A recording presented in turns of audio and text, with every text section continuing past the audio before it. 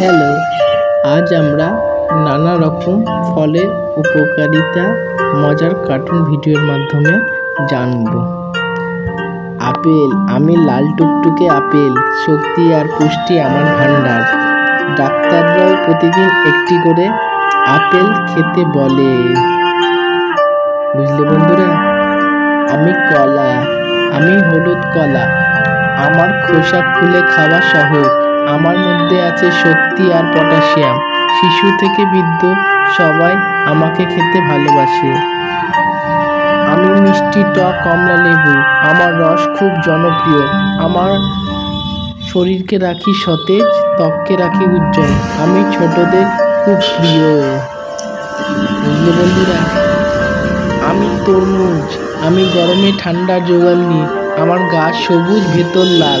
আমার 90% জল, তাই গরমকালে আমায় খেলে শরীর থাকে ঠান্ডা।